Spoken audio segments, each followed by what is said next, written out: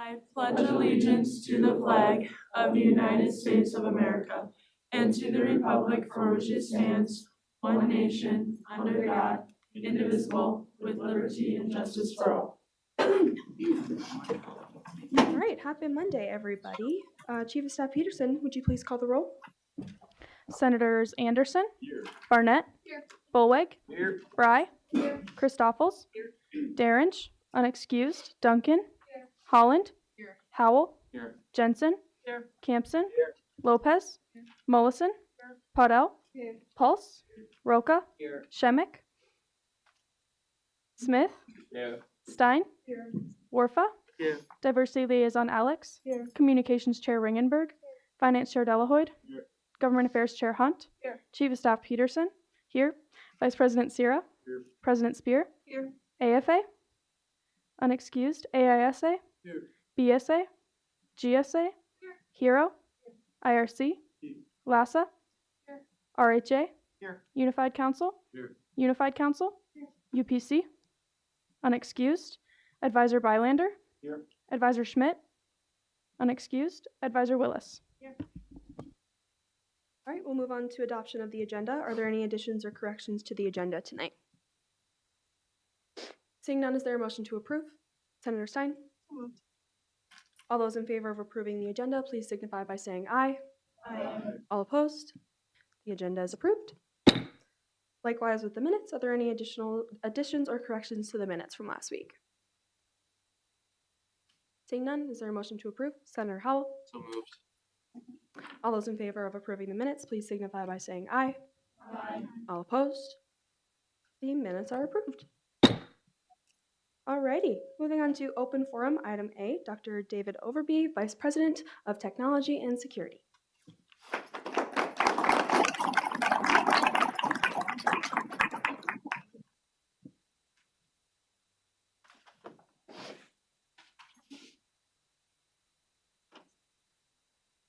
All right, good evening. First, let me just say thanks for the invitation to come here tonight. I appreciate it. I haven't done this before. I've been here 5 years, and I don't think I've come in front of the association, so I appreciate that opportunity. So with that, I just explain a little bit about myself. Again, David Overby, Vice President for Technology and Security at South Dakota State University. And so some of the areas that fall within our division, or the largest part, is information technology, so all of the technology that is handled on the campus. But then also University Police Department and Environmental Health and Safety is also another area within the division. So maybe just talking a little bit about information technology first. There's several different areas or departments within IT serving the university, including IT security, which is 24/7 shop, basically handling all of IT security for the university. And we've got a large department there that is just always watching to make sure that the university's information resources are protected. We also have networking and telecommunications, and they deal mostly with all the wireless connectivity on campus, but all the phone systems and all the wired connectivity as well, just making sure that everything's working and that everybody can connect to the internet and the university resources. Systems and administration, which is managing our server group. We have over 300 servers on campus, and they spend a lot of time managing those systems and a lot of various applications in support of those.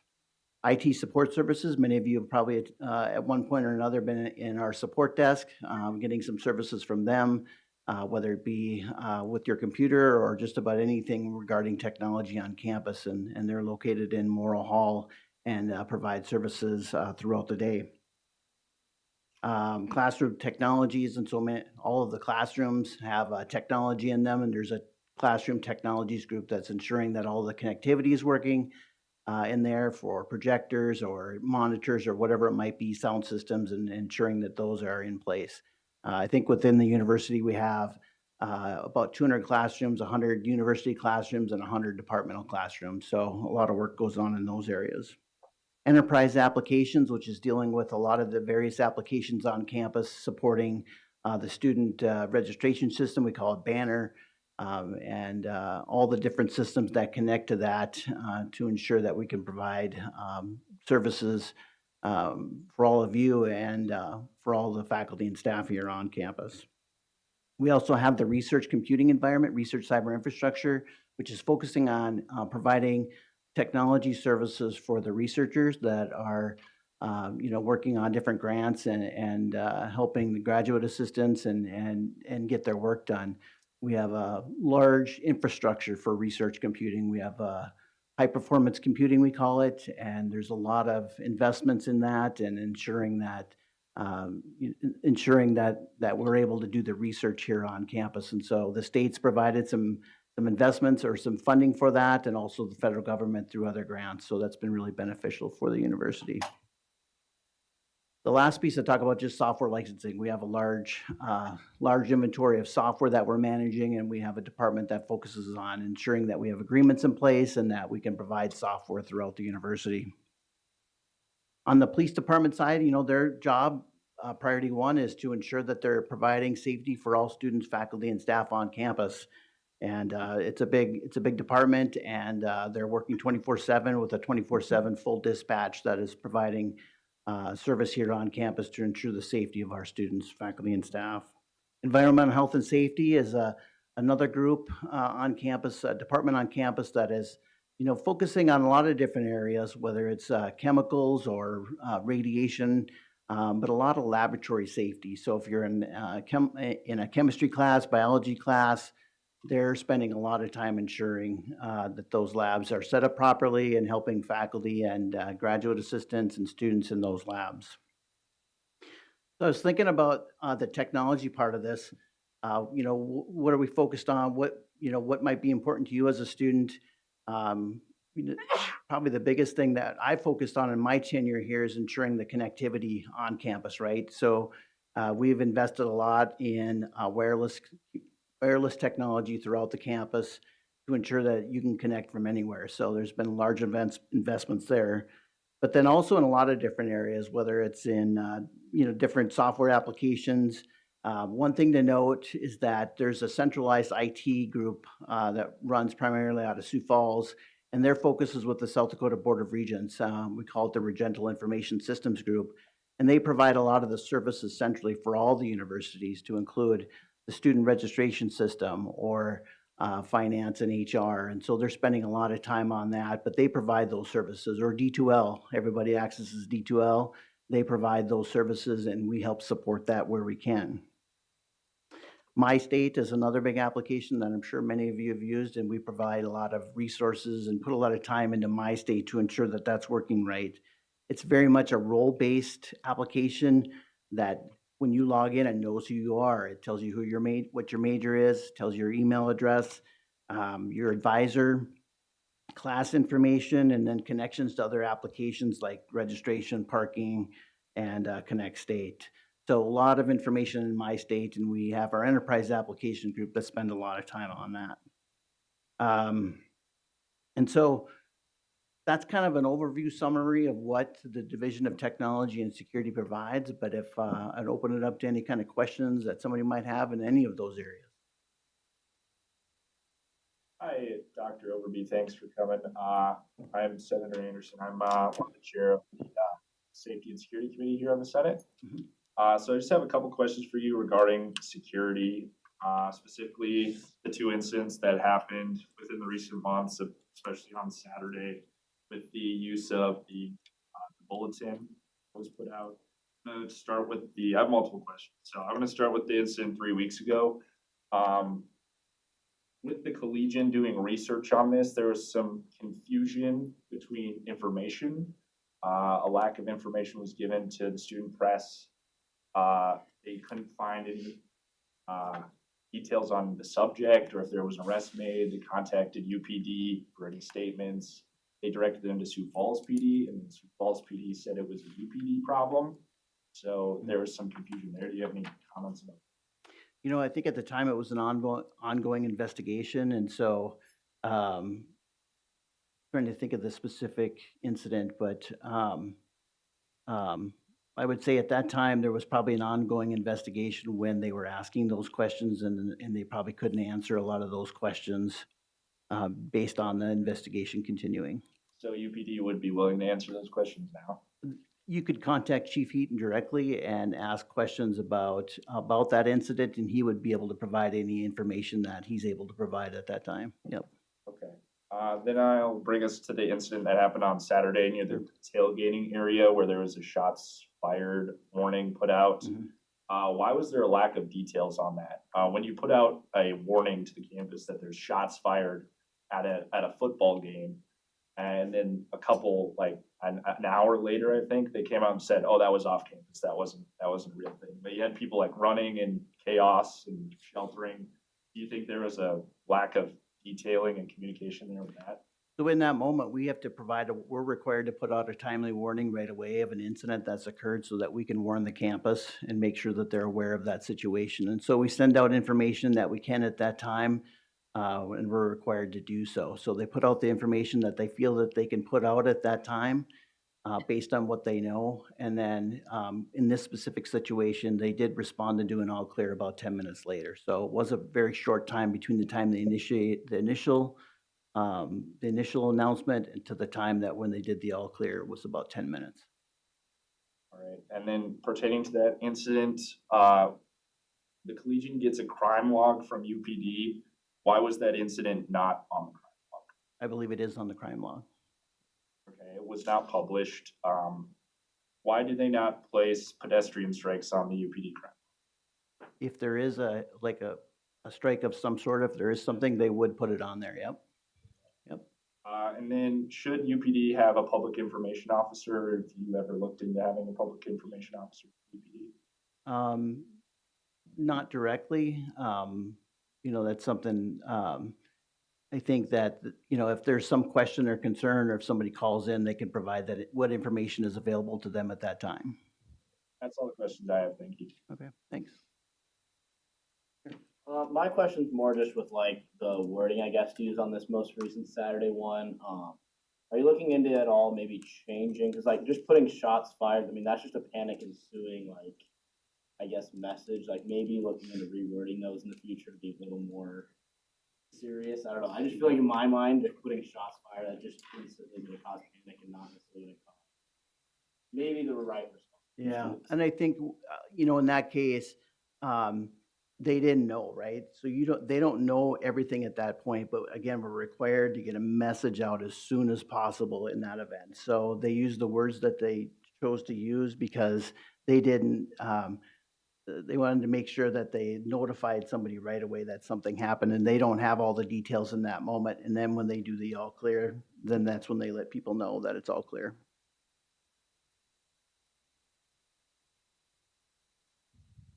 Maybe just as a follow-up to a couple of these questions, can you talk them through just a little bit about how like jurisdiction works? Because I think sometimes there's confusion around like what jurisdiction the university police department has versus say like Brookings or like state, right? And so in this instance, right, it was happening just off campus, but UPD can still still has that jurisdiction, right? So can you talk through that just a little bit so they know kind of like how jurisdiction works when like multiple agencies are potentially involved? Yeah, there is a jurisdiction for SDSU UPD that is outlined around the campus. That's a primary area, but Highway 14, where the incident occurred on Saturday, was on Highway 14 and Jackrabbit Avenue. And we do have jurisdictional rights to be up there and to patrol that area and to take action. When the call came in, it came in and UPD responded to that right away. And they were on Highway 14 right off of Jackrabbit. And that's where the car was parked, and they took immediate action based on somebody being in that car. Yeah. So in terms of jurisdiction, we primarily on campus, we're the first responders. So if somebody calls 911, if you called 911 right now off your cell phone, that would go to the Brookings Police Department, and they would automatically refer that to dispatch here at our UPD office, and they would take corrective action right away. So just once you identify your location, it would tell you, they would direct that call back to UPD, and then they would take a course of action right away. I think that's your point, Nathan, right? Yeah, and sort of like as a follow-up, once UPD is involved, they would have to send out that timely warning if it's the type of incident, right? Even if like visually we don't always think of 14 as being part of campus. Yeah. once UPD is involved, that's when they have to initiate that procedure, right? Yep, under our responsibilities with the Clery Act, we are responsible to send out a timely warning notification based on a crime that is happening. We are required to send that out right away. Yep.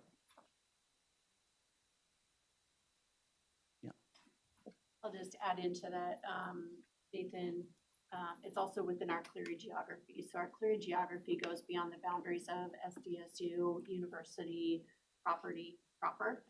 It goes actually a little bit beyond that. And so if it's in the Clery jurisdiction of the university, that's when we're required to do that timely warning. I will also just comment in support of Vice President Overby and UPD and their response on Saturday. The response is exactly what we want them to do in instances where they come upon a situation where there could be a potential threat. We want them to issue that timely warning for your safety and for the safety of everyone on this university campus. As we debriefed that this morning, actually, lot of kudos to UPD for the work that they did to ensure that our university community was safe. It may have been scary, but you know what? It could have been a lot worse, and we would much rather have UPD issuing a timely warning with those types of details to get you moving into a safe space than not, until we know all of the details of what's going on. So from a university leadership perspective, it was handled incredibly well, and it was timely, and the release of the timely warning, the closure of the timely warning were done incredibly well. Can't always provide all the details to everybody, but I was really pleased in the response that occurred this weekend. Yes. I'd like to echo what she said and also speak from the perspective of, you know, the game and everything else going on with the game that day. I happen to be the drum major of the Pride of the Dakotas marching band, and I want to commend you guys specifically for communicating with athletics and with our band by extension, because our meetup time was at noon. Yep. And so I think the alert went out 11:55 or yep, so, and that's yep. when a lot of our students were making their way over to the Performing Arts Center and the parking lot outside the Performing Arts Center. And I think personally it would have been a lot scarier and more dangerous had there been just the chaos of that happening and there not being a universal statement sent out saying this is happening, this is what's going on, this is what you need to do. Yeah, in the moment it's hard to. My point is hindsight is 20/20, and so there's a lot of, you can say now like this should have happened, that should have happened, but I think that you guys did a great job with what you knew at the time, and I just wanted to say thank you for Great. communicating effectively in the moment. That was really great for us. Yeah, great, thank you. Yep, that's the goal, is protect, yep. Thank you. Yes, sir. Little off this, but do you guys still offer ride-alongs? By chance, UPD still offer ride-alongs on campus for students? You would need to contact them directly and they can answer that question. Yep, yep.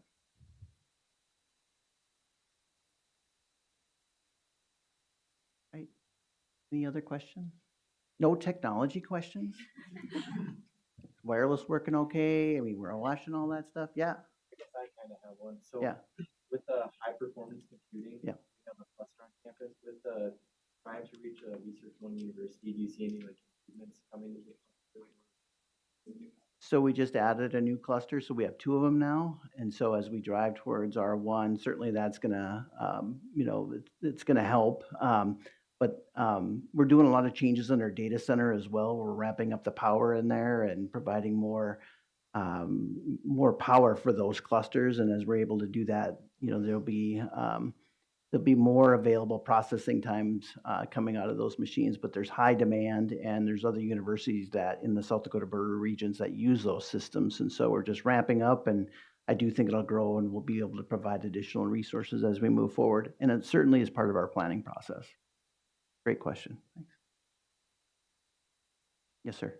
Might be a little bit out of using jurisdiction tonight. A little bit out of your jurisdiction might be more a question for UPD, as a lot of these things have been. But would you talk, if you could, a little bit about Senate Bill 100 that was passed in the last legislative session and what education around that has looked like on campus?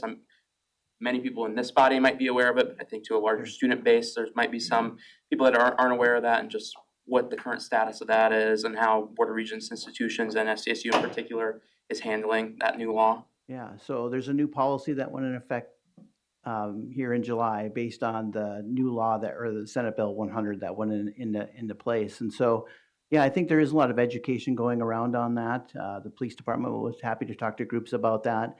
I think, from a law enforcement perspective, they always take the position that keeping everybody safe. And so they're always going to be, in any situation like that, they're ready for that, right? They need to be prepared. So they do a lot of training. They do training in-house for preparing for those situations. We try to prepare all students, faculty, and staff through our training options for active threat. And so I think, we're doing the same things we did a year ago, trying to do that preparation. But we're always ready for that as much as we can be, right? And police will say they were ready, no different now than they were a year ago to protect in those situations. And I think that's what's important to remember. So, but, I think, what we're seeing on the training side of things too is that more and more, especially on the faculty staff side, more and more are attending those training sessions because we're making sure that as we talk about it in various groups across campus, to always be prepared. And that's what we're trying to do, is always be prepared as much as we can be. And that training is very, very important. So.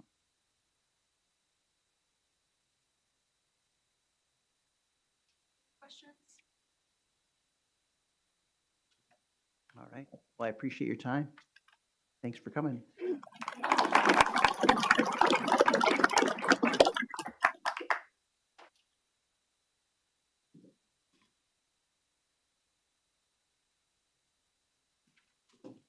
We will now move on to open forum item B. Dr. Rocky Daly, the Faculty Senate President.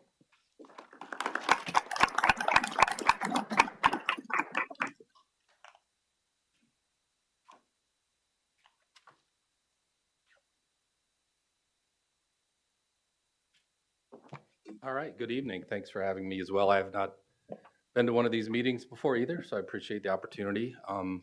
As Sophie mentioned, my name is Dr. Rocky Daly. I am a professor in the School of Communication and Journalism, and I am currently president of Faculty Senate.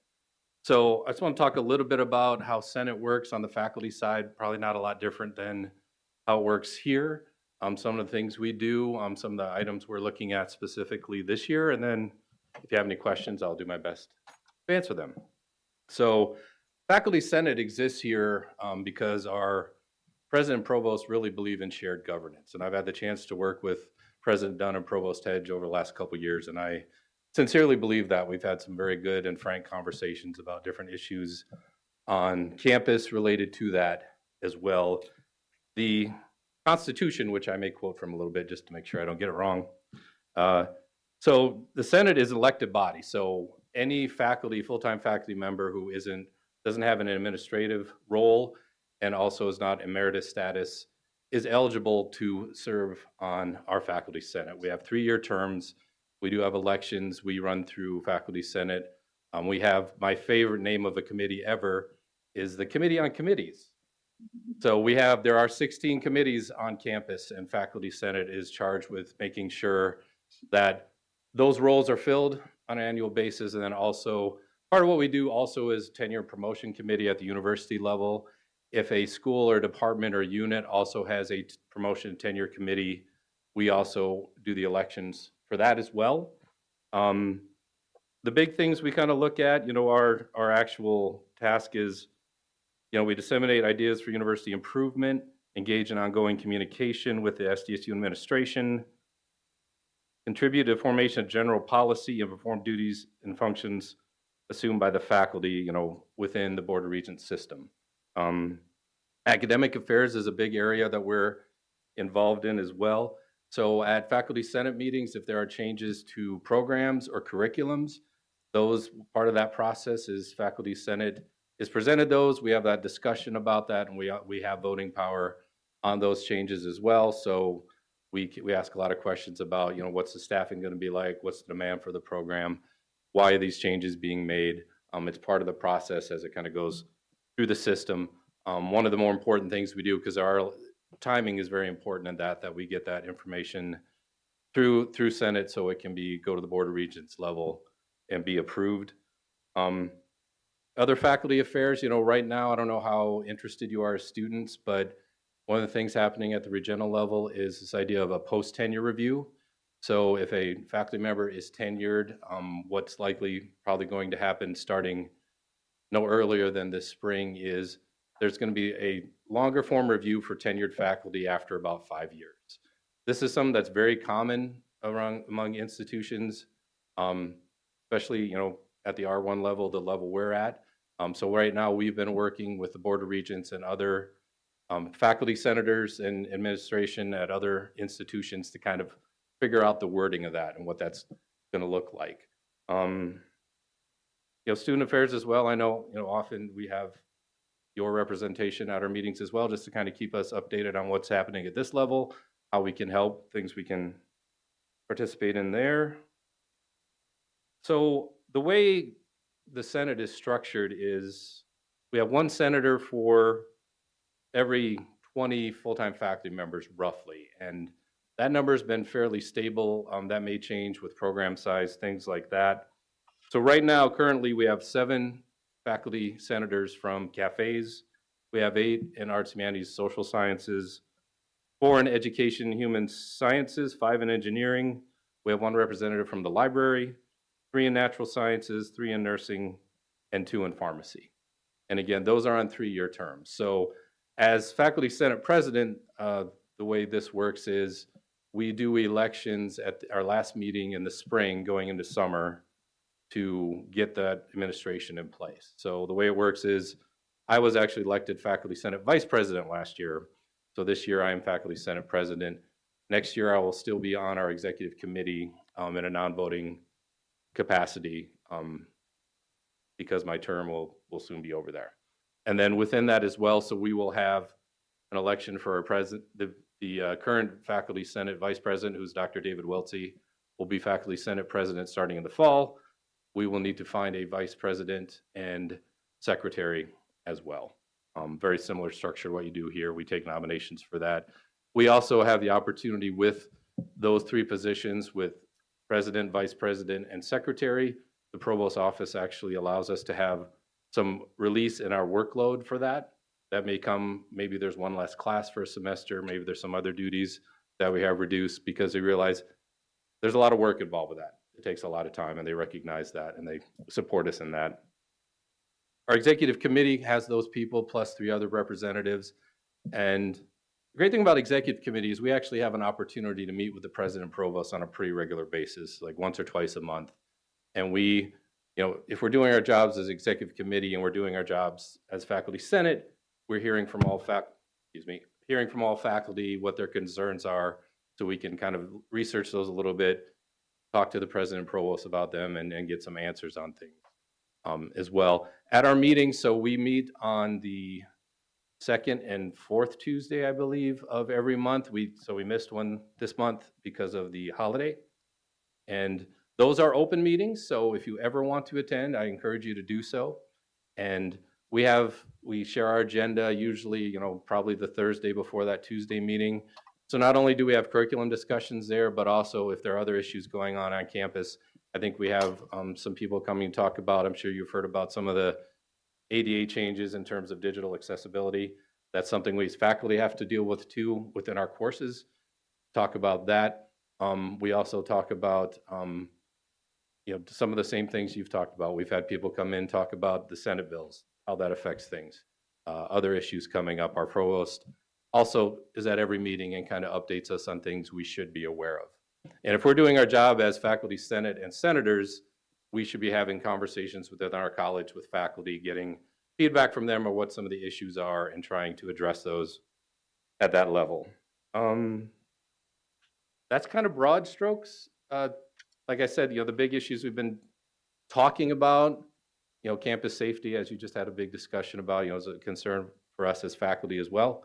The post-tenure review process, some of the other issues, I'm sure you're aware of USD, the faculty member there whose job was in jeopardy. That was a concern with us as well as faculty members. And then as things come up, it feels like it's been a really busy semester so far with things like that, but I think that just shows the importance of what we do, and similar to what your body does as well. When those issues come up, we feel like we have a voice, we can address those things. So that's the wide view. I'll answer any questions you have.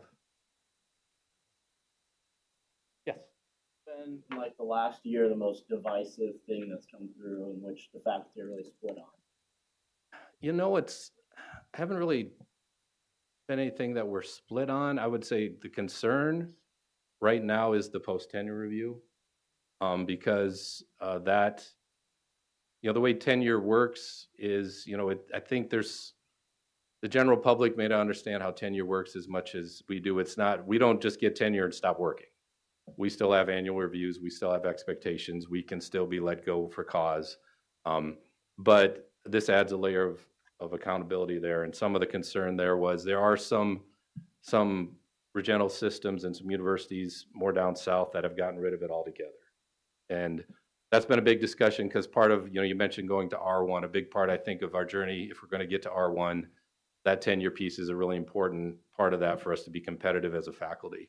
So we really haven't been split on that. I think we've just been very conscientious about the workings of that to make sure it's a fair and equitable system, and realizing it's going to be kind of a work in progress. Even the regents have said, they want to get something in front of the regents here in December. So quite frankly, trying to get ahead of the legislative session a little bit on this, but realizing that there's probably going to be some piloting of that, some changes as well. So that's kind of been, we've talked a lot about that. Yeah. You mentioned that the Senate had talked about the professor at USD that had that circumstance. Do you, just on behalf of Faculty Senate, feel that there's a general worry about that amongst our faculty at SDSU about the expression of speech and how they're gonna use their classroom time in the best way possible? We've discussed it a lot, and I know that our general counsel has been very good about giving us some information on that. There are some guidelines, there are some tutorials online for us in terms of freedom of speech. I know President Dunn is a strong advocate of freedom of speech as well. Some faculty who teach in areas that they're going to discuss things that may, that are, I don't want to call them hotbed issues, but could be interpreted differently. We understand that we have to have difficult discussions on difficult things. We understand it's not our job to try to persuade somebody one way or the other, just give it in the context of the class, and I think there's an understanding of that. But the way that moved so quickly was a concern. I mean, it ended up somewhat being resolved, but there's a lot of discussions on that, and some of that being on just at the level it happened at.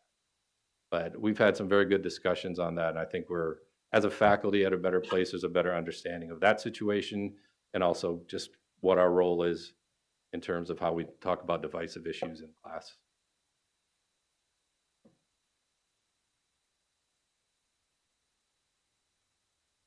Any other questions? Great. Oh, that was easy. All right. Thank you again. Appreciate it.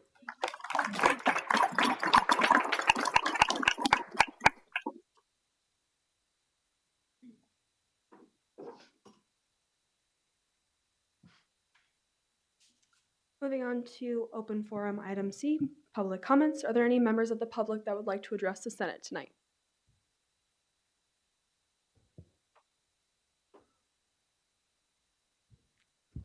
Seeing none, we will move on to committee and staff reports, beginning with my own. As you may have noticed, we have our third advisor position filled. Advisor Nathan Bylander has joined us at the table.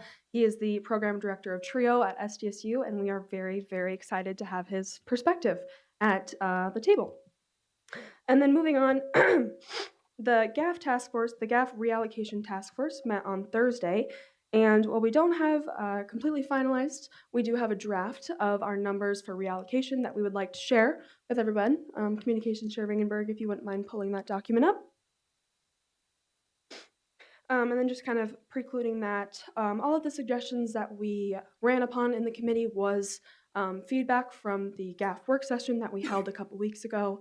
We had some great discussions about how we want to approach how we can spend GAF and what we can't spend GAF on. So as you can see, we have $1.83 to reallocate this year, and I won't get into the nitty-gritty of how we decided these numbers, but I just wanted to share these initial numbers. And then I will say we have Senators Roca, Senator Paudell, Senator Christoffels, Finance Chair Delahoyd, Chief of Staff Peterson, and myself. I think, am I forgetting anybody? Oh, and Vice President Sierra. They all sit on that reallocation committee. So if you have any questions, Governor Affairs Chair Hunt too. Wow, I'm so sorry. Should have wrote that list down.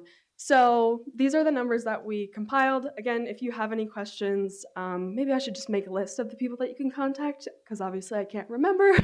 And that's that. Moving on, I had a lot of meetings last Thursday. We had our exec socials finalizing meeting with the union managers and event. And just a pretty important announcement, we have decided to officially move the location of the executive socials event from the VBR to the Campanile and Hobo Day room. We think this is going to be a much better fit for the environment we're trying to create at the executive socials event. And also just note that we are still accepting RSVPs if any club would like to still join. In addition, I had a one-on-one with the UPC advisor, Jack. We talked about how the SA and UPC relationship could be enhanced and what best ways to do that. And then in addition, I also met with the provost and vice provost along with Vice President Sierra, and we had a pretty good discussion that he will report on. And then last thing, I got contacted by a member of the college Panhellenic Council about one of their mental health speaker events. As you know, mental health is something that I'm pretty passionate about, so I just wanted to give a little shout out. Their last speaker will be titled Minding Your Mind on the 20th of November at 7 p.m. in Rotunda D. So they want to express that it is maybe hosted by Greek Life, but they would still love all members to attend from campus if you're able. End of report. Vice President Sierra. Yep. So as President Steve said, we met with the Provost Hedge and Vice Provost Seafield last week. We kind of gave them a short report, brief report of everything we've been working on lately, a lot of the task force and some things we've been seeing with that. Had a few questions for them that people have asked us, so we just wanted to pass it on and get some thoughts. But kind of their reports, there's kind of three main committees that they brought up. One is the post-tenure review committee that Dr. Daly brought up. They're hoping that policy is going to hopefully be up there in the December Board of Regents meeting. Another one they're kind of starting to kick off here is the instructional capacity and workload committee. I'm looking more in depth into that and kind of what professors are faculty are dealing with right now, and how to further, if it needs to be looked at more, either way. And then compensation and mechanisms, and within that, looking at interim positions and back pay for faculty and staff for those.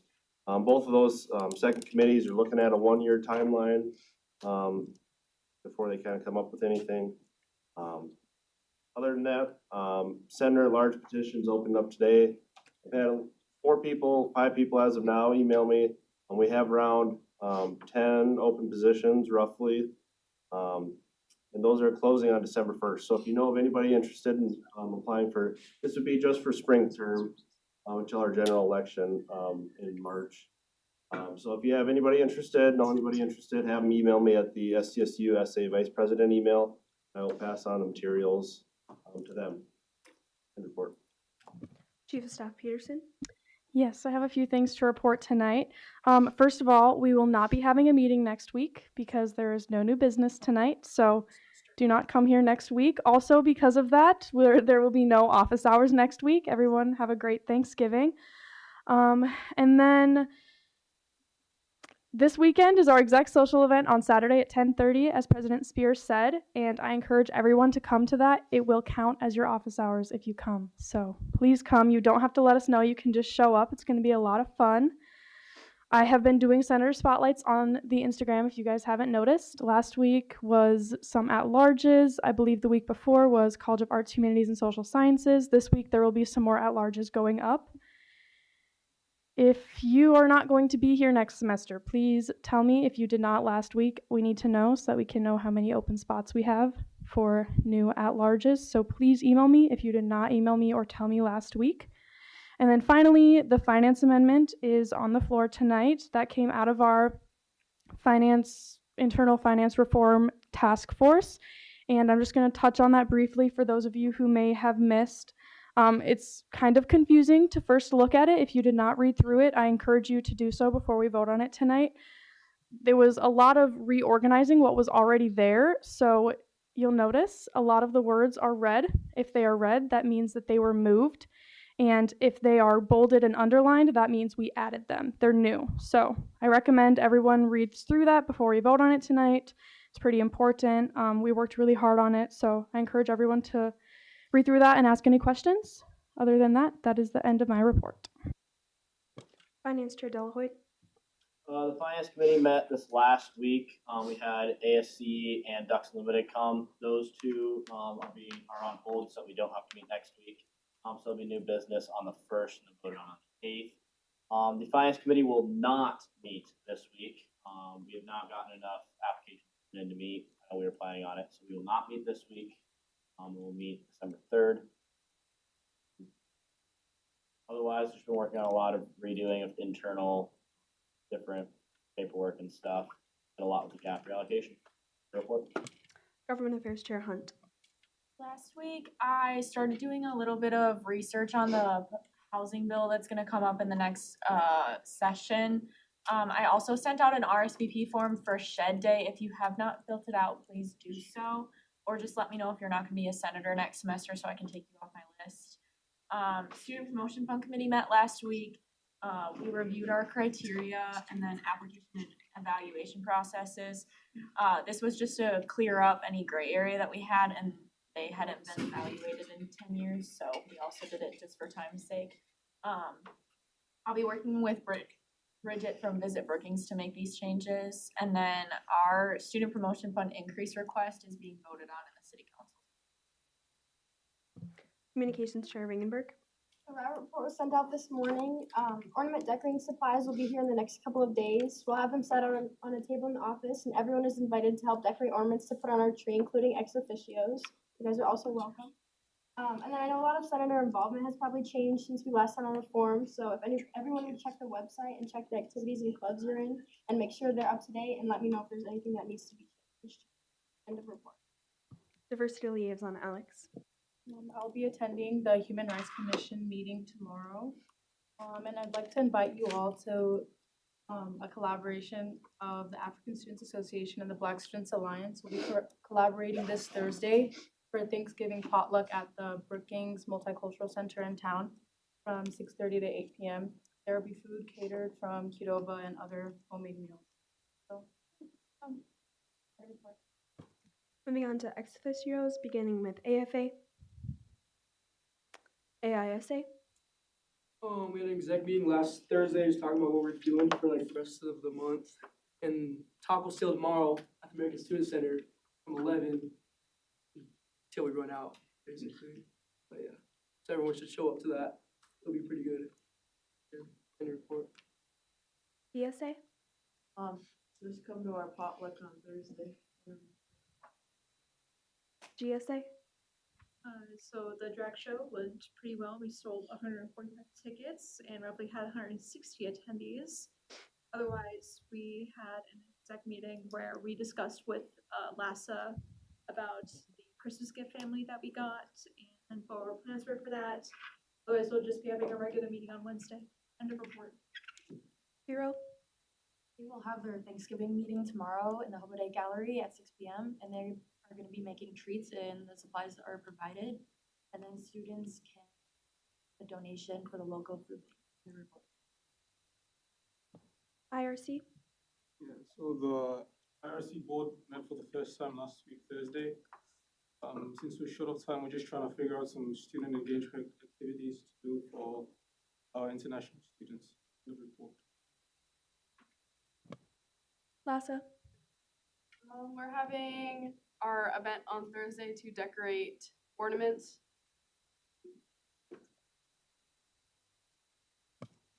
RHA. Residence Hall night at the volleyball game tomorrow. There is a lot of free pizza, like a decent amount. Yeah, 600 slices, I think, is what our advisor was saying. So good amount for that if you're interested in that. There's a CA recruitment event going on Thursday as well. So that'll happen, I think, at the Alumni Center at 7:30 in the alumni office. And we also encourage anyone who is a resident to fill out the survey that was sent out to you probably twice now. If you notice, they're sent at very odd hours of the night. So yeah, please fill those out. That's useful for the housing in general, and then also for us to like identify where we can focus and make improvements for next semester. And a report. Unified Council. In terms of all Greek events, last Thursday we had matriculation. That's where all of our chapters get together and share their successes throughout the most recent year.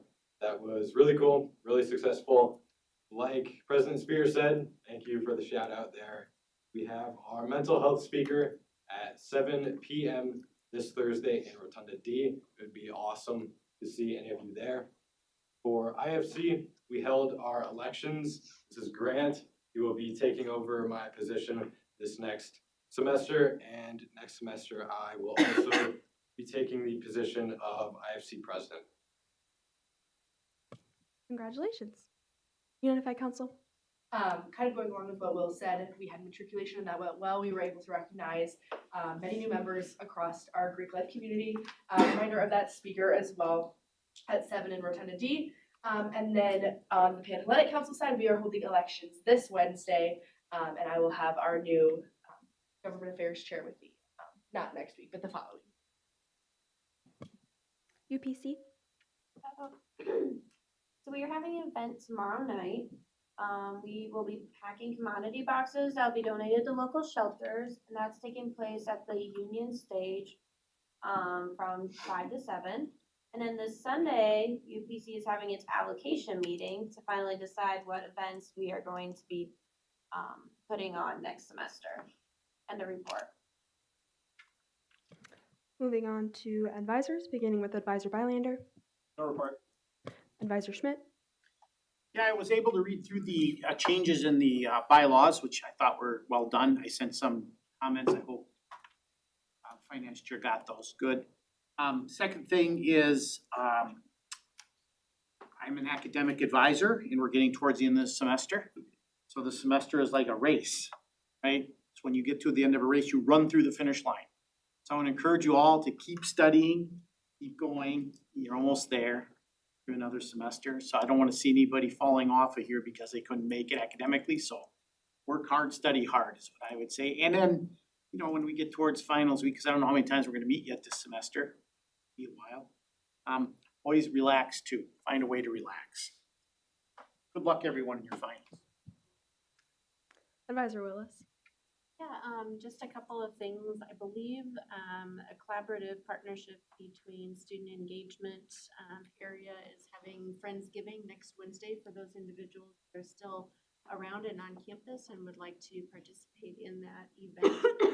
I don't have all of the details, but the student engagement office should have that information, but please pass that along to anyone you know that will be sticking around. And maybe be here on Wednesday to come and enjoy a little bit of food over the lunch hour and some conversation. Also next week, so starting this Sunday through Tuesday, don't forget that we are hosting the Summit League Volleyball Tournament, and your Jackrabbits are the #1 seed, and so go and support them. They will have a bye for the first round, I believe, on Sunday, but they will be on Monday and hopefully on Tuesday as well. So make sure you get out and support your Jackrabbit volleyball team in their games right here on campus. And then last thing I just want to say is, since we won't be meeting next Monday, safe travels for those of you that are traveling for the holiday.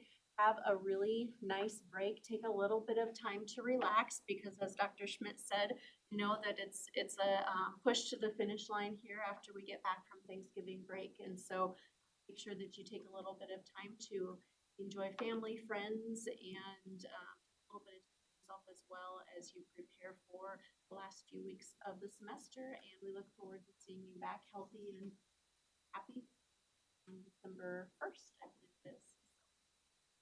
End of report. Are there any committees that would like to report out tonight? Finance Chair Delahoy? Yeah, the Campus Sustainability Committee. I have a little slideshow. We went and toured Larson's, me and Senator Roca. So I have some pictures so you guys can kind of see the updates and what's going to be coming.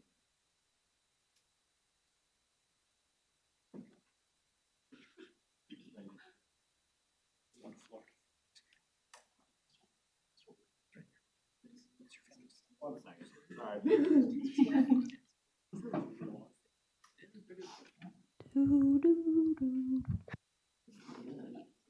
There we go. Alrighty, so our first slide here, we got Senator Roque at work, so look at, there we go in the hard hat. They didn't send me back the group photo, so I don't have one of me, so we'll get that eventually. But yeah, so then, there we go. So this is kind of looking away, like toward where the serving area was, what they've kind of done here. So on the far left, they have a wall divide, and that's going to be where simple serving is going to be. So it'll be a completely separate kitchen, a little bit more isolated, a little better for that. In the middle two areas, we'll have the daily dish, which is the one that kind of rotates all the time. And then we'll also have the cold dish. And then we'll have pizza, as well as, I've been told, burgers is going to be over there too. And then on the far right will be dish return. So those two stairwells are no longer be stairwells. The one on the right will be a fire exit, but otherwise that'll just be a dish return. The one on the far left, they've completely covered that stairwell. It's no longer a stairwell, they removed it, and now it is going to be two offices for, one office for the staff just of Larson's in general, and then one for the dietitian right there next to Simple Servings. So if a student needs to go to Simple Servings or has a question about something in there, the dietitian's right there and readily available in the office rather than having to go somewhere else and see Larson. So that's an exciting perk. In this little middle area between those two columns and then towards us, that's where you're gonna have all the like cold things. They're gonna have the milk there. They're gonna have a make your own station. So they'll have like supplies to make your own omelet, make your own like little burrito, something like that. Then the other parts of the day, that's where the cereal will be, the pop machines and all that, as well as the salad bar. So that's gonna be kind of in this little middle area. They'll make a square, and then that'll be kind of filled in. This is the new entrance. So looking toward the part that they added onto the building, looking outward, everybody will enter through that little new entrance. It'll be kind of the same way. It'll be you enter and exit in the same spot. There'll be no separate exits available. So, here's the video so you can get perspective.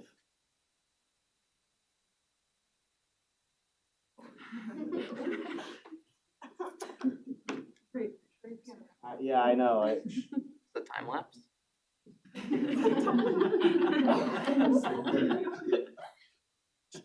So you can kind of see where they are with progress. Their goal is they'll be opening up July 4th. That's what they're saying. So. When we close that day. July 4th. Because they would like to be able to test run it with the camps and stuff that we host over the summer before full swing students. So 4th of July, they're claiming to be open right now. They said they're a little bit actually ahead of schedule, so, and under budget. So look at you that. We're doing good. 2 things, construction and events. End of report. Are there any other committees that would like to report out tonight?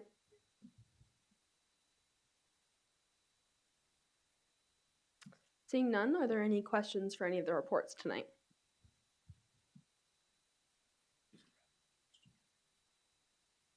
All right. Oh, sorry. Yeah, I just want to know, are measures being taken to prevent birds from entering Larson's? No idea. Yes. Sure. We got a yes. Yes. No trail cam.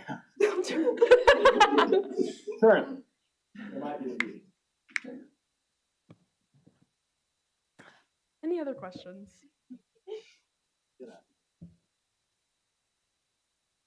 All right, we'll move on to unfinished business to Amendment 25-2-A. Chief of Staff Peterson, would you please introduce this item? Amendment 25-2-A. Title of amendment reads, SDSU Student Association amends Article 6 of its bylaws to clarify and standardize financial procedures. Prime sponsors include President Spear, Vice President Sierra, Chief of Staff Peterson, Finance Chair Delahoyd, Senators Christoffels, Shemmick, and Stein. Would anyone request that this item be read in full? Kidding, guys, I'm kidding. Seeing none, just wanted to point out that this is a bylaw amendment, so we'll need a 2/3 vote for its approval. And I would now entertain a motion to approve. Finance Chair Delahoyd. I move to approve this item. It is on behalf. Didn't need a second, but that's still good. Anyways. On behalf of the Finance Reformation Committee. Finance Chair Delahoyd, first right to debate. I think it really just clears up our, obviously our bylaws and stuff. I don't think there's anything in here that would really be controversial at all. I think it's all just aligning us with what our current standard practices are, and just kind of rewording it so it's a little bit more readable for both students and, us. So, all I got on it. Senator Barnett. I just want to say first, I want to tip my hat to the Finance Committee for doing this.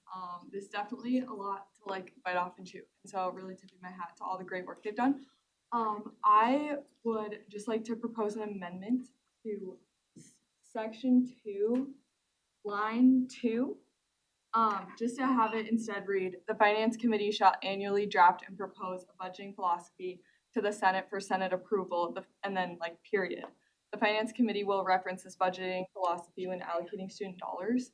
I just want to propose that amendment. I just think having that transparency, that checks and balances in place is really important. You know, these are student dollars. And I think it's really important that we have those checks and balances and transparency factor there. This is what we've done routinely in the past. And I think it holds everyone accountable. It's good. And just kind of keeps everyone in the loop too. And I think it's really important. And so I would like to propose that. If I may comment on Senator Barnett's proposed amendment, we also had this discussion, and the general language that we thought would be appropriate for this would add something to the effect of, at the end of that section, say subsequently to be approved by the Senate.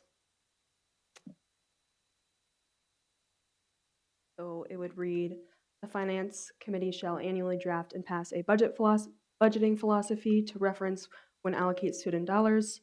I suppose it would be previous in the sentence, but yeah, Senator Duncan. Sorry, just Senator Barnett, would you repeat what you had said you proposed the amendment to read? Yeah, totally. Okay, so it would be 2 sentences. So the first one would read the finance. So I'll just read what they had before. So this before it said the Finance Committee shall annually draft, and then I would insert the word propose, take out pass, and then continue with a budgeting philosophy to, and then insert the Senate for Senate approval, period. The Finance Committee will reference this budgeting philosophy when allocating student dollars. I just like some background. I just thought like that language really lays it out and like sets it in stone. And so like that's kind of why I chose that language. I'm not saying that like we have to use that specific language, just like I want that idea to be in there and be very clear. You. Yeah. Emma, would that do I have to ask for Emma? Yeah, we're just gonna make sure that we have the right wording really quick. Was that an official? That's what I'm trying to. Oh, yes, actually. The blue is what I typed.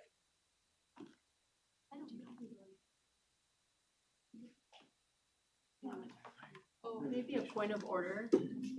Would you say I move to amend and then, that way it's really clear and you can give a second if that's what you're I proposing?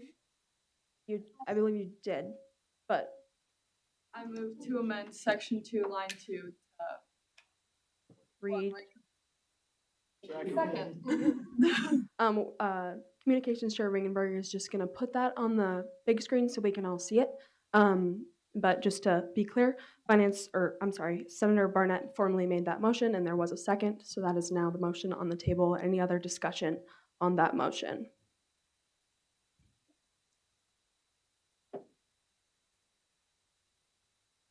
Okay, sorry, just momentary pause.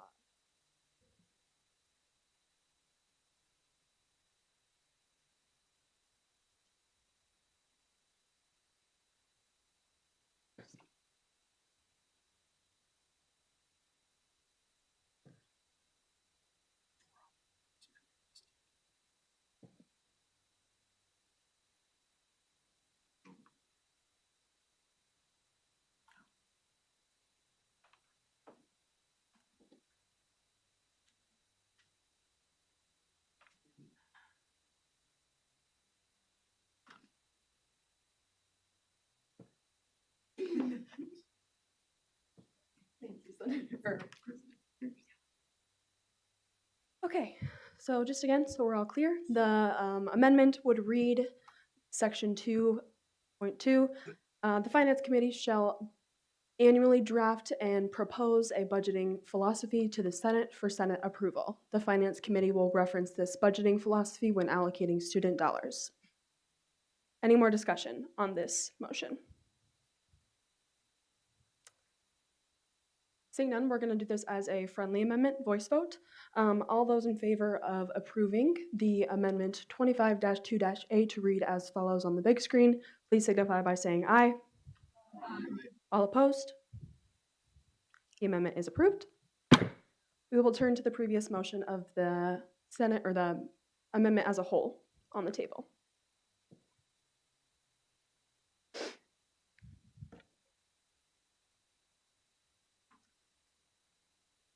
Any further discussion? Right? Seeing none, we will take this to a roll call vote. Notably, again, like I said, this needs a 2/3 vote to pass our Senate, as it is a bylaw amendment. Chief of Staff Peterson, please call the roll. Senators Anderson, Barnett, Aye. Boweg, Aye. Bry, Aye. Christoffels, Derenge, abstains, Duncan, Aye. Holland, Aye. Howell, Aye. Jensen, Aye. Campson, Aye. Lopez, Mollison, Aye. Paudel, Pulse, Roca, Aye. Shemek, Smith, Aye. Stein, Aye. Warfa, Aye. Finance Chair Delahoyd, Aye. Chief of Staff Peterson, aye, Vice President Sierra. Aye. The ayes have it. Amendment 25-2-A is approved.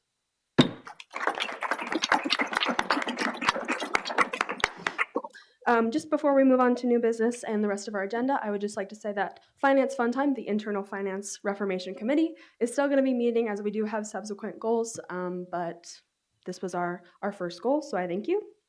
Moving on to new business, and saying that there is none, move on to topics for future discussion. Are there any topics for future discussion tonight? I personally have one of my own. So I met with some representatives from the Parking and Card Services today, and they had just shared that they're in dire need of some student feedback.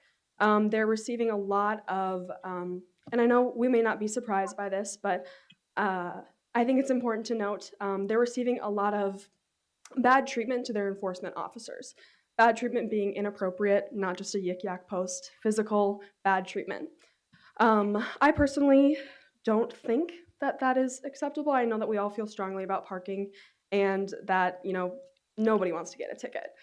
But I would like to talk to you guys about, they had proposed a potential idea of having a student advisory committee that would be responsible for giving feedback on behalf of the entire student body to the best of their ability on parking issues. They would also collaborate directly with the parking office with feedback. One example that I will give, kind of why this committee is needed, if you aren't aware, there's been a lot of pushback on the lack of 20-minute parking spots in the new Larson lot to the east side of Larson and Benoist. They would just like student feedback on how we can institute those spots back in, but also keep in mind that one of the reasons they're not there is because they were heavily abused. So this committee, as it hypothetically would be to give them that student feedback directly and also just bring ideas from their general student body. My question to you guys is, do you think this is a good idea? Do we think that, if so, how could we go about making this committee? We had some initial thoughts of wanting to have several members around campus on this committee to give their constituents opinions. One idea amongst several that we had was having ex officios be welcome to that committee, also potentially contacting other simple representatives on campus of stakeholders for students, such as athletics, Residence Hall Association, and thus. And then also kind of internally with that, how would we make it a longevity thing so that future senates can also give feedback on parking? Because, like I said, parking is an issue that is never going to leave any campus. But if there's something that we can do about it, I think that this is a way to do it. Senator Howell. Great thoughts. I think that's a great idea to get opinions across campus. I want to challenge all of us here, and maybe this is the geography that I'm from. I think we are a little stuck up about parking here, and we need to put ourselves in check a little bit. There are a lot of institutions across this country where you get drawn to have a parking spot. If you leave that parking spot, there's not another one available. So I just think we kind of need to put our perspective in check a little bit that, right, all of us can park here. We can park here for $160 a year. At other institutions, that's upwards of $1,000 a semester. So, right, everybody is entitled to complain about things, but I think in the grand scheme of things, what we have on this campus in terms of parking as compared to other institutions across the country and even institutions that are in this region, you know, I don't need to name them, but University of Minnesota and Minneapolis, can you imagine parking there, right? So I just think, one, we need to treat all those employees with respect, because at the end of the day, they're just doing a job either to provide for themselves as a student or for their families in this community. So nobody should be treated poorly because of the job that they're doing. And two, I just think we need to have a little bit of a reality check that parking, honestly, is probably not our chief concern here. We are pretty lucky to have the things that we do. Does it suck walking across campus in the winter? I'll be the first one to admit it. I'm from Florida, okay? I hate it. But you know, that's if that's the biggest problem that we have dealing with on this campus, that people are the most outspoken about, I think we're doing pretty well as an institution. So I just think we need to take a dose of reality and realize that, you know, we are in a very good position in terms of parking, and I think that we should never treat somebody that way because of what they're doing, what they were hired to do as a job. So if you have those complaints, I would encourage you to take those up with Cardin Parking Services or volunteer to serve on that possible hypothetical committee rather than taking out those frustrations with people that are just trying to provide for themselves or their family. So I think we all need to take that frame of reference that things could be a lot worse and just treat everybody with more grace. I think that's one thing that I'm trying to do, especially as we head into this time of year. I think it's really easy to have this grace during the holiday season, but let's try and carry that on. Everybody's just doing their job. There's bigger problems in the world, so it's a challenge for me as well as all of you here. So please consider that. Senator Bolweg. Is there any way we can integrate our already established parking and traffic committee with this new committee you want to bring in? We got some good names on there, so I was just. Yeah. So just a little backstory and then some of my thoughts, if that's okay. The current parking and traffic committee consists, I don't have my notes with me, but it consists of 3 students amongst 3 faculty, 3 civil service, facilities, UPC or UPD. It's a very professional committee. And I would like to point out that the only 3 student representatives are from Student Association. And like you said, Senator Christoffel, Senator Pulse, and Finance Chair Delahoy do an amazing job of attending that committee, and this is actually one of the years that they've had really good attendance. But in the past not being that long ago, they've had a lot of struggle getting any feedback from that committee, getting any attendance from that committee, and also just kind of being proactive about bringing new ideas rather than enforcing old. So I would say that that is definitely an option to do.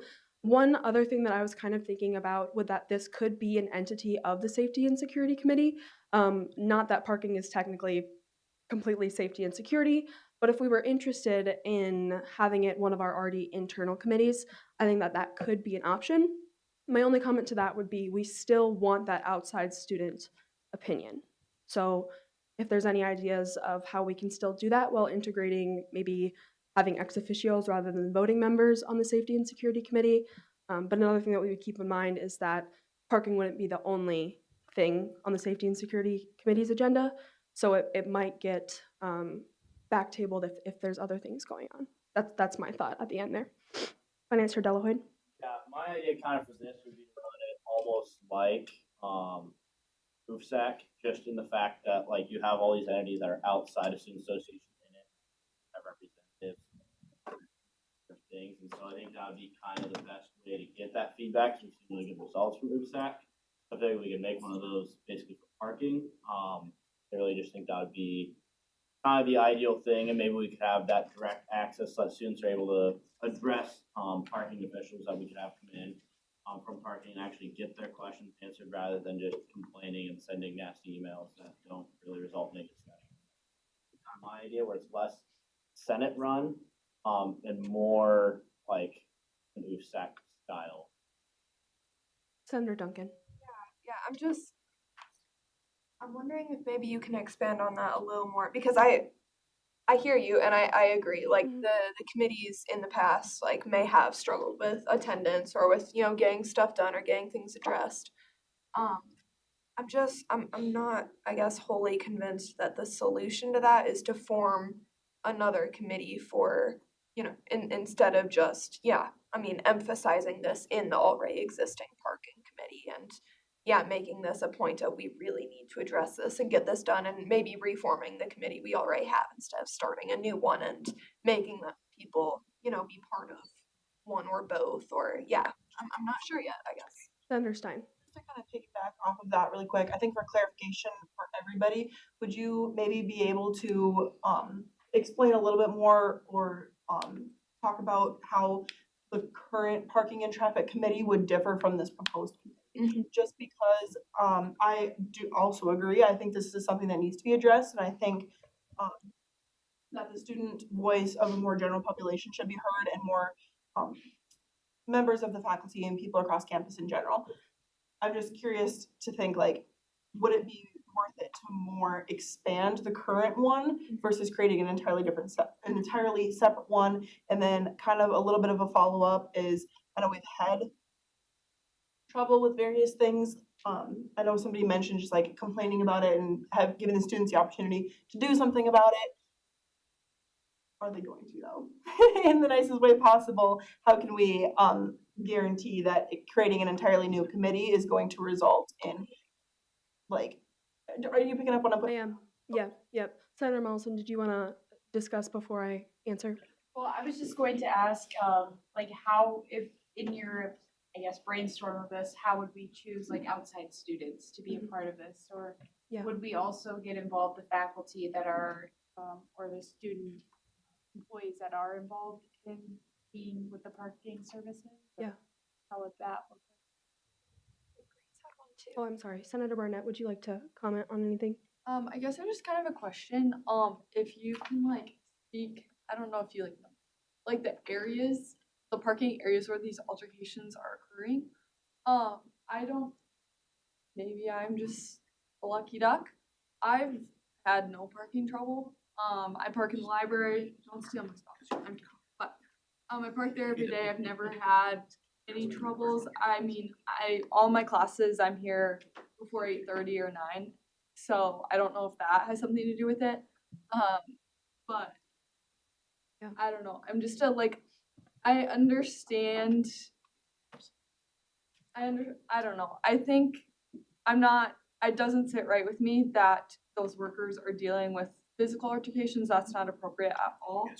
And kind of my focus maybe more goes to that in the sense of I, as a senator, would not be able to provide adequate feedback to this because, right, like I'm getting a great parking spot every day. You know what I mean? So I just like don't. I'm kind of like Okay. Yeah. So Senator Barnett, I'm going to answer your question, and then I think that might give a little. Senator Christoffels, I'm going to answer this question. So, kind of all in one, the feedback that I just gave you all came from Parking and Card Services. They specifically found this information at several other conferences, notably being Parking and Card Services, that these student advisory committees are common. And the thing that would differ between the Parking and Traffic Committee and the Student Advisory Committee would be that it is all students. Senator Mollison, how we would go about that is something that I wanted feedback on. I know specifically I'm thinking about reaching out to each prospective hall government of sorts, or just the general residence hall or RHA position, and having a CA sit on that. From that perspective, I also had the idea of reaching out to the Student Athletic Advisory Council. So essentially, to answer that question, it would simply be reaching out to people to sit on this committee. And the challenge would be, to Senator Stein's point, that this would be something that we would have to trust students care about. But my thing, this committee wouldn't necessarily have an action. If we think about it in the UFSAC sense, UFSAC doesn't vote. They don't act on things. It is simply a roundtable discussion in which people can provide feedback, and then the administration or the chair of the committee therefore takes that and runs with it. Our job with the Student Advisory Committee would be the same. We would give feedback on proposed issues, for example, the Larson's being, and they would then take that student feedback and do something about it. I think that answers those questions. I think that we've just seen a lot of success with the UFSAC model because, parking, food service, and those are two issues that are never going to leave SDSU. To Senator Howell's point, everyone has the right to complain about something, and we just see that parking and food service are two kind of hot button issues. So how I see this committee running would be roughly once or twice a semester, or as needed. When the parking service specifically needs student feedback, this committee would give it to them. I think it's also important to note that coming directly from parking services, they don't necessarily trust the current student, or just the current structure of the parking committee as it sits now. Because it's so professional and because it's it's very similar to this, but with faculty all around. And maybe Senator Christoffels and Finance Chair Delahoyte, as they sit on Parking and Traffic Committee, could comment on this. But they specifically were worried that, students, we want that raw student feedback, and the only raw student feedback they're getting is in angry emails that don't actually have any productivity. Senator Barnett, I see that your point also is very valid. Some people might not be able to give that great feedback. I too am a residence hall, so I park in the same spot and I don't move my car. But the point is, and I think this is kind of how the Student Association runs, is it's our job to point out the people that do have those issues, and having this committee, similar to UFSAC, would give them the opportunity to give that feedback. I also recommended having a simple student feedback form to the Parking and Traffic Committee. We have a student feedback form. If you are unaware, we take student feedback. It's in the Rabbit Report every Monday. And I brought that up in the meeting. I said, we currently kind of have that structure and it works just fine. And like I said, she specifically said, we don't have a problem with getting feedback. It's getting positive feedback that can actually do something. This is a common thing in anywhere you go. You're going to hear about the negative things, but not necessarily about the positive things that may be able to do something. Senator or Advisor Schmidt. As I listen to what you're laying out here, saying, I think there's some value. I would recommend let them form the advisory committee and handle it, and then you guys can provide some names if that's what they want, so that it's their committee, not yours, just like UFSAC isn't the SA's committee. they provide names for the committee. I think that would probably be a good route. Then they can form it the way they want, and you guys can just provide some names for them. I think that would probably be a better option for you. Finance Chair. Yeah, my comment on the parking and traffic committee would be, we don't do a lot, really. It's not a very useful committee right now, in any sense. We review parking tickets when they appeal them. But really, other than that, they just give like updates like, oh, we posted a newsletter, we did this, we did that. It's not a lot, not a very productive one, so I definitely think, that we could look into making that more of that productive thing. Occasionally you'll get a faculty or student that comes to it and complains, but that's pretty rare. That's all I have, is that I definitely think there's a lot of room to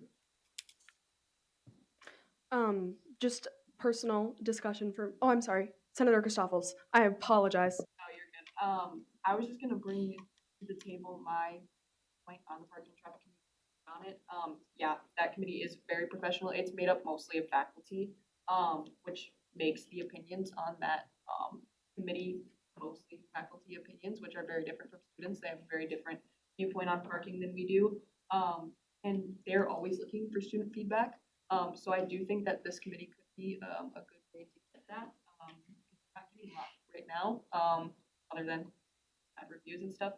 So I'm fully in favor of setting something up where we can get students specifically involved in that parking and traffic, committee, because, they're looking for more opinions on it, and they're always willing to hear everybody's side of things, so I think we can work well with any student. Advisor Willis. One thing that I might recommend is, I don't know that we've really ever done an assessment program for parking services, and so survey tools and different things like that might actually be useful to get some good feedback if it's developed appropriately, and then regularly doing that assessment. So that might be something to bring back to them, to just say, hey, have we thought about doing assessment? And then utilizing that to inform change. I'm not opposed to a student committee. I think that could be really great as well, but I'm thinking about if you want to get broad student input on a topic that they're very interested in, a survey might be the way to go. And I mean, like housing and dining survey, we got 2,000 students to respond. They're very interested in housing and dining. Parking would be the same. And so that might also be another method to get some really great broad student input. Senator Roca. I was about to say the same thing that Dr. Willis talked about. When I sat for USAC, we had this thought of like having a QR-based feedback thing, which you guys can see like in most of the dining areas now. So I think the existing, the parking committee can brainstorm ideas about like setting a survey or like assessment or like some sort of thing to different places or like different locations on campus, so that like that will have a broad, feedback from the students. So that's what I Understand. Okay, so I would agree. I think that maybe a properly structured survey would be a good place to start. I'm not against the committee, but I'm like a committee of student voices specifically. I'm gonna talk in a direct circle here though, because this is how my mind is running. So my first thought is, I personally have a few conversations with students across campus about parking. You hear somebody like, oh, our parking sucks. What would you like to change about it? Well, I don't know, I just don't like it. I'm like, okay, well, this is not a productive conversation. There's nothing I can do to help you to bring this up to a higher person. So in my mind, if we have a committee that is just students, I fear we might run into that problem, potentially. I'm not saying it's going to happen, but I'm just, in my mind, I'm thinking it might be a problem where people come, oh, well, they're talking about parking and traffic. We don't like parking and traffic. What don't you like about parking and traffic? I got a ticket and now I'm mad. Like, that might be a circle. My other thought was then if we do let the current parking and traffic people handle that and structure it more like their problem, we sit on it type of thing. I do fear that we are back right at the same spot where it's a professional faculty, more so that realm. Maybe we don't have students encouraged to speak if they do have constructive criticism. Back to my first point, I vote we start with a survey and go from there. And maybe on that survey, we could include something like, would you like to have your voice more heard is this something that you feel is underrepresented in the student population? And then maybe take that feedback and respond. I'm gonna respond to both of those inquiries. Finance Chair Delahoyd, go ahead. You wanna respond? I was simply gonna say, with the conversations I've had with Parking and Traffic Committee, and this may simply be from their perspective, I think a survey also would be very, very beneficial.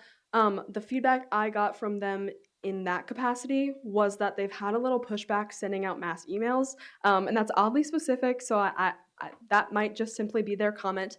But I too agree that a student survey would be definitely a great place to start. My personal the reason I feel strongly that a student committee would be beneficial is because they really want this initiative to be student run.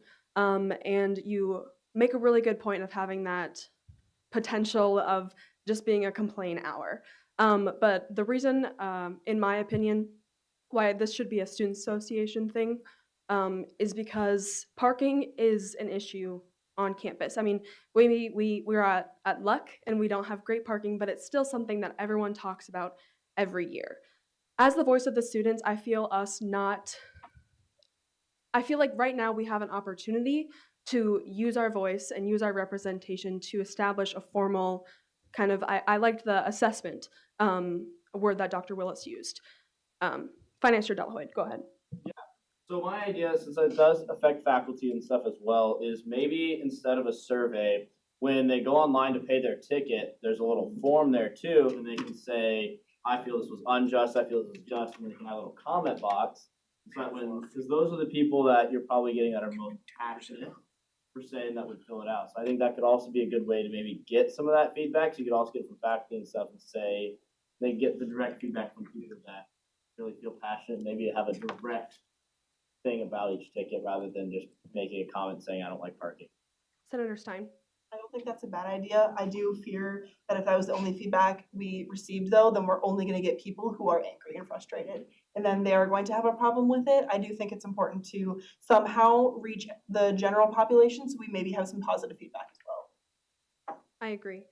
Senator Bolweg. Yeah, I don't want to get the cart ahead of the horse here, but if this committee was to happen, you brought up tapping into the residence halls, and people feel like to get a good spread of students and spreading the wealth there, we need to get kids off campus too. Mass emails has never really seemed to work always, it's kind of an ignore deal, but even doing something so much as that, I'd say, you can correct me if I'm wrong, most of the problems are probably off-campus students getting mad at traffic rather than on-campus students, but making sure if we do get a body of students to sit on this committee, that the wealth spread from off-campus to on-campus. Chief of Staff Peterson. Yeah, I would just like to point out that in this committee, it can be students who are upset with parking, but there can also be students like Senator Barnett who don't have issues with parking because any feedback is feedback. And if you have a great time with your parking, that's fantastic. And I'm sure they'd love to hear that. And if you find that between the hours of 8 and 9 a.m., you can find a parking spot, that's probably great feedback for them to work with. So I'd just like to point that out, that not every student, if there were to be a committee, that's kind of jumping to conclusions, but not every student on that committee would have to be people who are angry at parking. Senator Howell. I'm gonna try and land this plane for us all. So I think we've kind of been talking a little bit in circles. Might I suggest a committee to discuss whether a student advisory committee would be a good idea? I think there's just a lot of details to iron out. That's not necessarily gonna happen in this body without a motion or a resolution on the floor. I think right now we're just throwing out ideas, right? Throwing stuff at the wall, seeing what sticks, but I think a group of students that actually are interested in this and would study this further could provide a little more targeted approach than just kind of widespread feedback that we're giving right now. So I think with that, that would be my suggestion, to kind of land this plane and to have something more permanent moving forward to have a discussion about that. Finance Chair Delahoyd. My one comment is there's senators that are actually willing to sit on it, so it's not just execs sitting on another committee that we form. That's the same senators, because every committee we formed so far this year, we don't like to been the same people. So if we don't have anybody to sit on it, like I'm all for that, and I agree with Carter. We need to land the plane, have a future discussion. We actually have senators that would be interested in sitting on that committee, so it's not just another exec committee. Senator Bolweg. I'm gonna make sure the plane gets on the ground here. I move to refer this discussion to the Parking and Traffic Committee for further discussion about the Student Advisory Committee. Second, seems like a good use of the committee. Awesome. Senator Howell, I thank you for bringing that up as reasons for topic for future discussion. That's exactly what I wanted. I wanted your guys' ideas. And I did tell parking and traffic officials, it wasn't the formal committee I met with, specifically Kendall Warbrock and Jessica, I'm not sure her last name, to give them this feedback. And I'm glad that we got it. And I will say, I think that this is one topic that if you're interested in this, I think that this could be a very informal topic if you're interested. And we don't need another resolution for a task force, but that is just personal. Moving on to announcements. There's a motion and a second on the table. Okay. Motion and second to refer this to the Parking and Traffic Committee. Okay. We'll do any discussion on that. So next meeting's Thursday. It would be Thursday. Okay. Okay, we'll take this to a voice vote. All those in favor of referring this motion/discussion to the Parking and Traffic Committee, please signify by saying aye. Aye. All opposed? All right, I will contact them, and likewise, Finance Chair Delahoyd and Senator Christoffels will, yeah. Okay, and Senator Pulse. Actually, kind of side note, they have your name as Megan Pulse on the committee. Yeah, so I sincerely apologize. I fixed that. Sorry about that. So that will happen this Thursday. Exciting news. Move on to announcements. Senator Barnett. Okay, Senator or Chief Staff Peterson. Just want to let everyone know we have 2 meetings left of the semester, December 1st and December 8th. So if you're wondering, those are our 2 meetings that are left. Senator Bry. I promise to make this quick. I said it last week, but this Wednesday, the History Club is hosting a Regency Ball that I'm singing at, and I would really appreciate if you all came out. It's going to be at Lincoln Hall at 6 p.m., and it's going to be a lot of fun. There's going to be ballroom dancing. There's also going to be a flute there and food from Hy-Vee. Any more announcements? Really quick, I'll be sending out an exec/advisor review form. We do this annually. Essentially, this will be open for a week to give you anonymous feedback for our executive team as well as our advisors. And in addition, I hope you all have a happy Thanksgiving. Thank you for being on the Senate. I'm grateful for y'all. Is there a motion to adjourn? Senator Christoffels. All those in favor of adjourning, please signify by saying aye. Aye. All opposed? We're adjourned. No.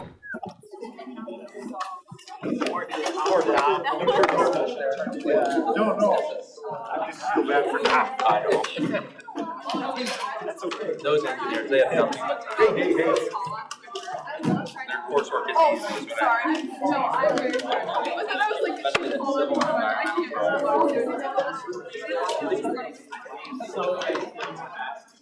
He does not look at me. I agree.